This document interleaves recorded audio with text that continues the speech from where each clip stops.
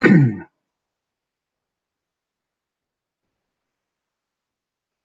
afternoon. My name is Johnny Innovong, and today I'll be presenting the Hack the Box for class CYB632, Professor Cesar. The agenda today will be an introduction of going over the project overview, Hack the Box. I'll go over how the invitation code works, the website features, then I'll show some of the virtual machines.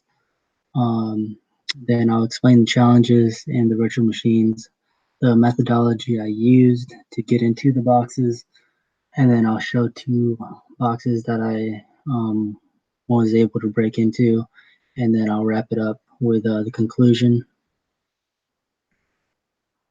First, introduction. Hack the Box is basically an online playground for penetration testing and enthusiasts who want to test their skills at breaking into boxes. And this is beneficial because most people can't buy just boxes off the shelf or make their own boxes because it gets expensive. So having a virtual option that is hosted by another website such as Hack the Box is really cool. It's a capture the flag type competition, which I could get into later. And then the competition itself has a ranking system, which you could be on a team representing your university, or you can do it as an individual. On the right here, you can see the numbers from beginning to current. They currently have over 140,000 registered users. Hack the Box invitation code. But not everyone can sign up for this box or for this service or this website. You actually have to hack a JavaScript program which generates a code. The code is changed every time, so you can't share the code with your friends.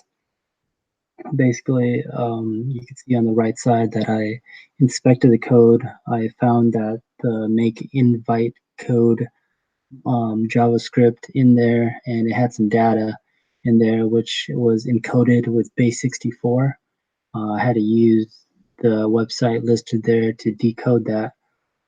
From there, I had to post another URL, and then that that gave another code, which I had to decode as well. And that finally gave me the invitation code to enter to the website.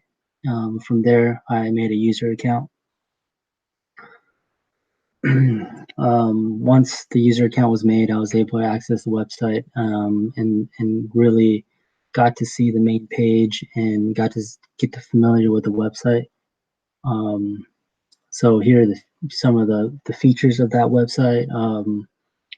The main dashboard, which you'll see in the next screen, provides the total members online, where they're VPNing from, because you have to access the machines through the VPN, which you'll also see, and then the top teams for the competition.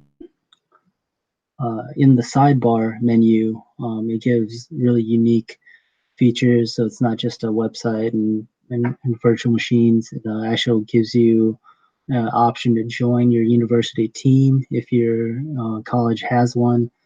Careers is a very interesting tab, which provides you with employer information and people that are looking for professionals with this type of skill. The ranking can be categorized by individual, team, university, or country. The labs, which are the virtual machines, which we get into after, that are they have active and retired, and they also have challenges, which are not virtual machines, but they show some skills that employers look for. And then social is just a forum with all the users, which is a very robust forum. And then social media, and then private messages to other users if needed. Here's a screenshot of the main page. As you can see on the left side, I was talking about the education, careers, and the rankings. These are the virtual machines. Currently 108 machines, 20 active, which mean those are the active. You could get those for free, or you could log into them for free. And then the 98 retired, which you have to pay a $13 subscription fee monthly for. But those include walkthroughs and videos and help. There's 4 total servers, 2 in the European region and 2 in the US.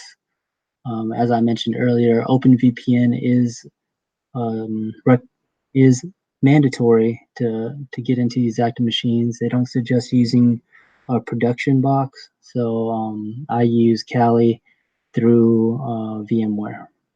And then the machines are Windows, Linux, and FreeBSD.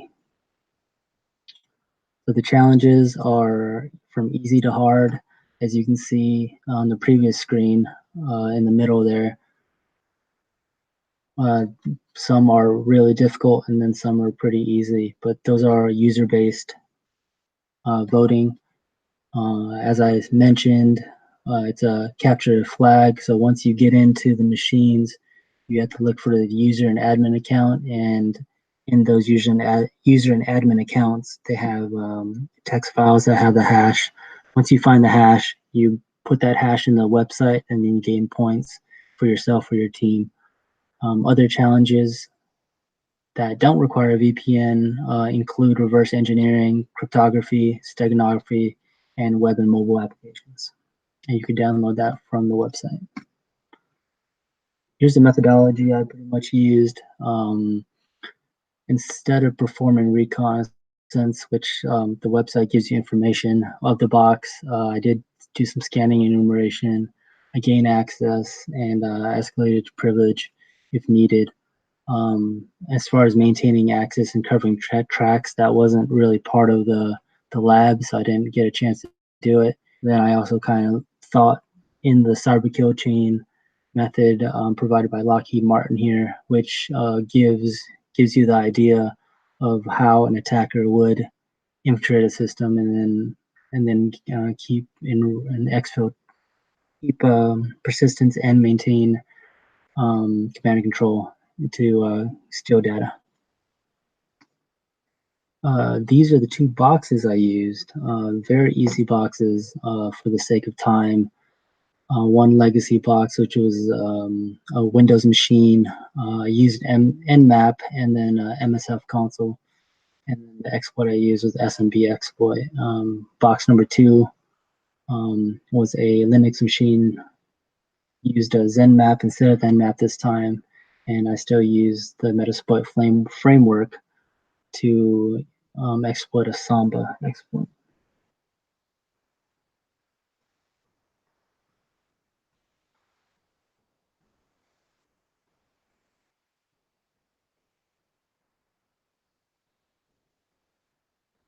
Here is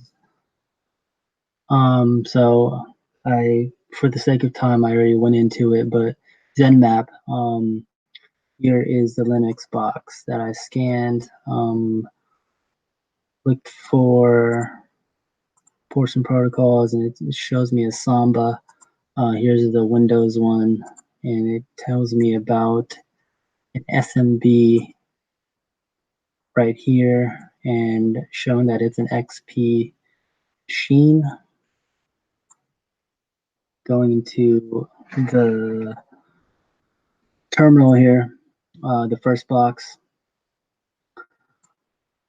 search for Samba, and these are the ones that came up. Decided to use the user script, use that one, went to the options, put in the remote host, and then I ran it. From there, it gave me a shell to the remote machine, and I did who am I. I was already root, so there was no privileged escalation needed. I used the find option there to find the user text and the root option right away. And these are the 2 hashes that I also entered the website. The next one was the Windows machine that I started off searching, but I pretty much used the SMB vulnerability here, and showing the options. I already put in the IP address of the remote machine. I exploited it, and once that happened, it gave me the interpreter info. Sysinfo gives you the OS and the service pack. I found the user text right away. That is the hash right there. Then I searched using the search tag F to the root to try to find the root, and that brought me to this path right there. And then I moved towards that path, and I did cat root there and displayed the hash. I put that in the website as well.